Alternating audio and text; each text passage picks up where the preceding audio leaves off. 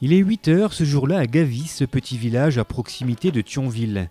Nous avons rendez-vous avec Jérôme Baumann, l'un des plus jeunes maréchaux ferrants du département. Un rendez-vous matinal pour mieux comprendre ce métier âgé de plus de 3000 ans. On est loin, très loin de l'époque où le propriétaire amenait le cheval au maréchal ferrand. Aujourd'hui, c'est ce dernier qui se déplace sur le lieu de travail. Une bobonne de gaz, quelques outils, une camionnette, et nous voilà partis direction Noroy-le-Veneur pour une journée de travail à la rencontre de ce maréchal de 24 ans.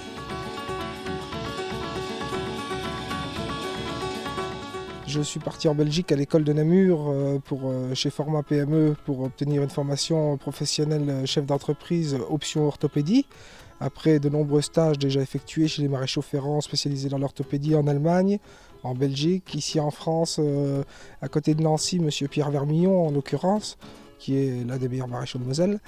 Et c'est comme ça qu'après, en apprenant sur le terrain, en rencontrant d'autres maréchaux et en travaillant au fil des années, que le métier rentre. Nous voici donc à la ferme du Moulin au Pré.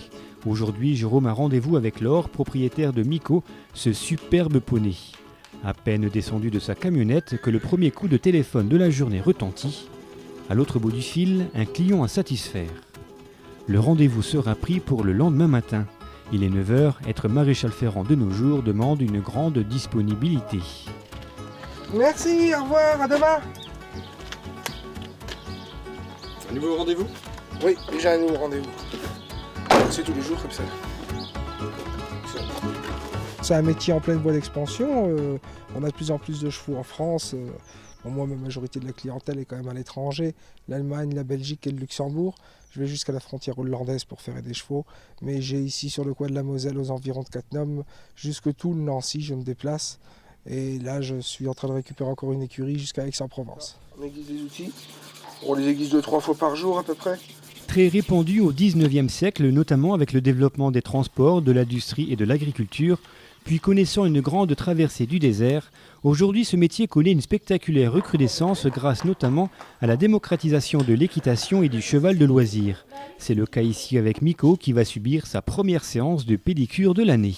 Et là maintenant on est en train de réparer les pieds pour remettre des nouveaux. Donc le parage, c'est j'ai coupé l'excédent de corne qu'on a, la pousse du pied.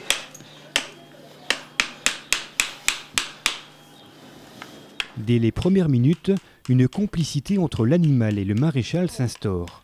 Armé d'un tablier, d'une casquette solidement vissée sur sa tête, d'outils soigneusement aiguisés, son travail commence avec une agilité et une force impressionnantes.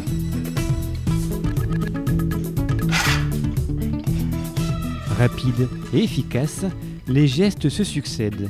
Il utilise la tenaille, la râpe, la rainette, le rogne-pied et autres pinces à parer. Son travail est physique, le dos plié en deux, il soulève les pattes de plusieurs kilos. Le cheval, lui, reste stoïque, pratiquement imperturbable. Mais pour cette fois, à cause de la caméra, paraît-il. Il ressort de ce balai entre l'homme et l'animal, une relation étrange et affective et un respect mutuel.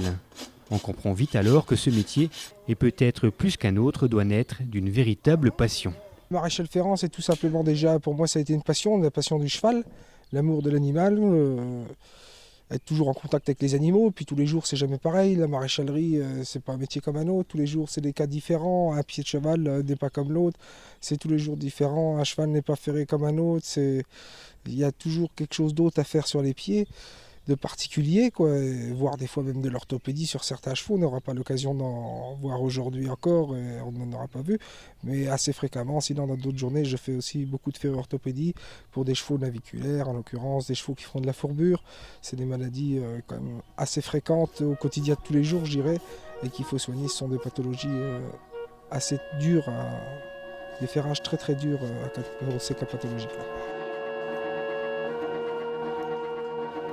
La corne du cheval qui pousse aussi vite que nos ongles a été coupée et enlevée. Le pied de Miko est maintenant prêt à recevoir son fer. Et là, tout comme l'homme, il existe autant de fer à cheval qu'il existe de paires de chaussures, d'où la difficulté de faire le bon choix. À cheval, on le fait en fait, à l'état naturel. À cheval, il n'a pas de cavalier, on ne lui met pas une calèche derrière lui pour travailler. À cheval, aujourd'hui, on le fait parce que quand il travaille, ou alors pour un cas pathologique, même s'il ne travaille pas un cas pathologique, des corrections d'aplomb, tout ça, sur des poulains. Bien souvent, des poulains, c'est des ferrures collées. Bon, parce qu'ils n'ont pas de pieds, ils n'ont pas de parois, donc on ne peut pas mettre de clous dedans. Ou alors des très très petits, mais sur des poulains de moins de 2 mois, c'est des ferrures collées automatiquement. Sans ça, un cheval, on le fait principalement pour pas qu'il use trop son pied, pas qu'il use sa corne de façon excessive, étant donné que monter à cheval n'est pas naturel, n'a rien de naturel, c'est pour cela qu'on fait un cheval. Le choix du fer à cheval se répercutera donc sur la posture et sur l'aplomb du cheval. Pour Miko, ce choix est fait. Les 2 fers, qui seront ensuite cloués sur les pattes antérieures, sont mis dans ce mini-four afin d'être chauffés au rouge pendant 10 minutes à 1100 degrés. 10 minutes plus tard, le fer est sorti. Il est ensuite ajusté par rapport au pied du cheval. Une méthode de façonnage millénaire avec marteau et enclume. Ici, c'est l'expérience et le coup d'œil qui priment pour adapter le fer au pied du cheval et non l'inverse. Le fer encore brûlant, Jérôme effectue la pose à chaud afin de prendre l'empreinte du pied. Une étape impressionnante, mais en aucun cas dangereuse pour l'animal. Il ne souffre pas, seul le bruit ou l'odeur de cornes brûlées pourrait le déranger. Le fer retravaillé et refroidi, c'est ensuite l'étape du brochage qui consiste à clouer le fer sur le pied.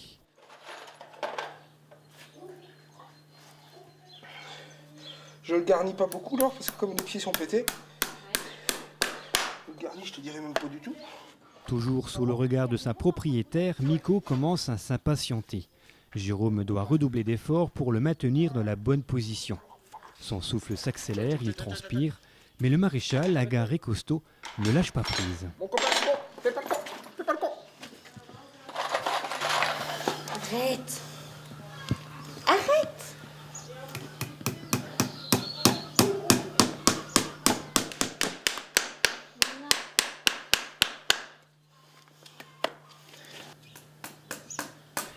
Jérôme passe ensuite aux finitions. Il coupe les clous qui dépassent du pied et râpe le surplus de cornes pour obtenir un travail propre et soigné. Pour Miko, qui ne sera pas paré sur ses pattes postérieures, cette séance de pédicure se termine. Laure, sa propriétaire, le ramène dans son parc, alors que Jérôme a déjà attaqué son 2e cheval de la matinée. Voici Farandole, petit gabarit, mais travail identique. Les minutes passent et les pieds se transforment grâce à l'habileté et aux outils du maréchal Ferrand. Une technique inchangée depuis des lustres, mais qui évolue au fil des siècles.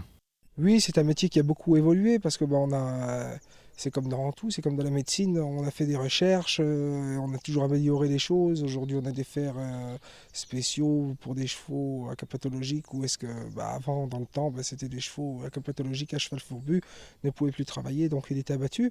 Au jour d'aujourd'hui, nous, maréchaux ferrants, on arrive dans la plupart du temps, quand c'est pris à temps et que les propriétaires écoutent bien les conseils des maréchaux, à arriver à faire que les chevaux, ça va quoi. Il est 11h, le ferrage de Farandole est terminé. Voici Crac, le 3e cheval de la matinée. Cette fois, Jérôme Baumann va devoir enlever les anciens fers des pieds du cheval, et cela en 2-3 mouvements très rapides et brutaux, afin paradoxalement de ne pas blesser l'animal.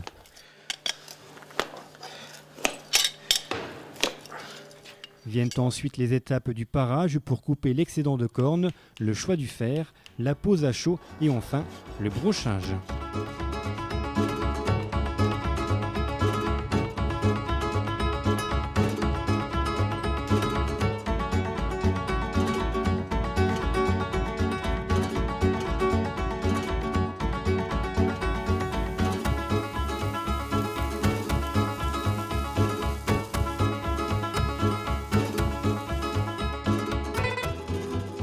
Il est 12h30, le ferrage de Crac est terminé. Jérôme le ramène lui-même à l'écurie, histoire de continuer cette complicité et surtout de voir la stature du cheval avec ses nouvelles chaussures. Voilà mon petit Crac, à dans 6 semaines. C'est maintenant l'heure du rangement. Un brin de toilette dans l'eau chaude ayant servi au refroidissement des fers à cheval, un coup de balai et nous voilà repartis. Ah, c'est tous les jours comme ça alors? Tous les jours comme ça. Prochain rendez-vous à 14h chez le prochain client. Tous les matins, à 8h, 8h30 comme ça. Et puis 14h l'après-midi en général. Aujourd'hui c'est exceptionnel, je m'arrête, sinon je m'arrête pas entre midi et je finis des fois le soir, 22, 23h. Une journée qui n'est donc pas terminée. Après une rapide pause déjeuner, nous voici maintenant chez un particulier à Gandrange. Comme à chaque fois, le rituel est le même, déchargement de la camionnette et direction l'écurie. Habitué des lieux, Jérôme prend tout de suite ses marques. Aujourd'hui, ce sont 2 petits poneys qu'il doit parer, Svan et Titeuf. Ils n'ont pas de fer, mais leurs pieds doivent tout de même être nettoyés et débarrassés du surplus de cornes. Une corne qui doit être enlevée toutes les 5 semaines environ.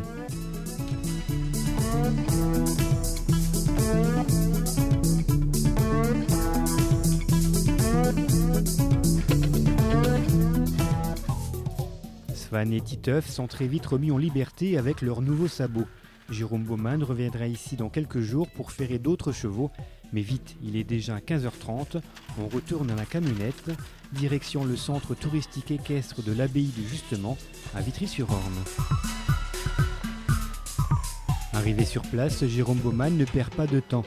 Après un rapide déchargement, il nous fait pénétrer dans l'écurie et nous montre avec une certaine fierté ses protégés.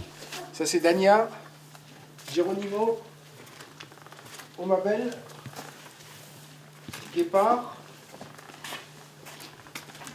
Cagnero, un étalon de race espagnole, qui appartient également au propriétaire des écuries, il fait de l'élevage, monsieur Bruno Nicolas. Ça c'est Dafir, un cheval de propriétaire. Ça c'est une jument que je connais pas. C'est Isara, ça c'est Isara, c'est une poulinière. Vous les connaissez tous là? Oui, quasiment tous, mis à part quand il y a des nouveaux qui rentrent. Là, Vous êtes chez vous en fait ici? Oui, un petit peu, oui, c'est comme à la maison, quoi. On est un habitué de la maison. Donc là vous allez faire quoi là maintenant là, ici? Mais là on va procéder au ferrage d'un cheval aujourd'hui. J'en aurai plusieurs à faire éventuellement, mais j'aurai pas le temps de tout faire aujourd'hui, donc je reviendrai vendredi matin pour faire la suite. Aujourd'hui on va en faire un parce qu'après je suis attendu sur Boulange pour 18h30 chez un nouveau client encore une fois. C'est donc parti pour le 6e cheval de la journée. Cette fois il s'appelle Encore et comme tous les autres il est plutôt docile. Il se laisse faire et reste élégant malgré l'effort. Une routine pour le maréchal. J'ai de temps en temps des chevaux un peu plus compliqués que d'autres, mais des chevaux méchants, il n'y en a pas. Et, chaque cheval est différent, il faut savoir les prendre. Il y en a, il faut rester très très calme, il y en a, il faut des fois aussi un petit peu la voix, mais sans plus.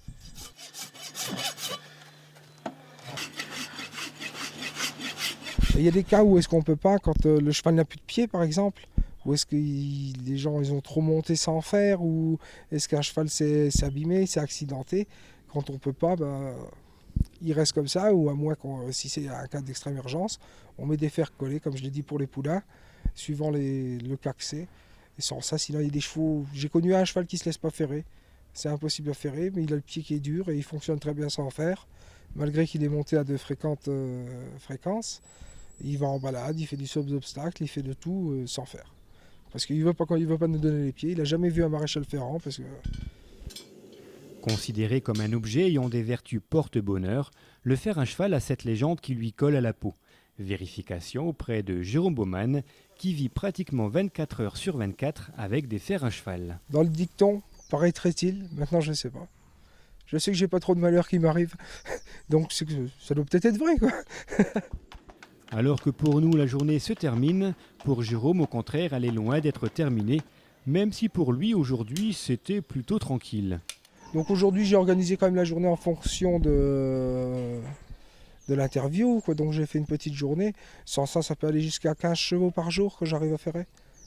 Donc finalement aujourd'hui c'est une journée tranquille pour vous, c'est ça? Voilà, c'est une journée repos.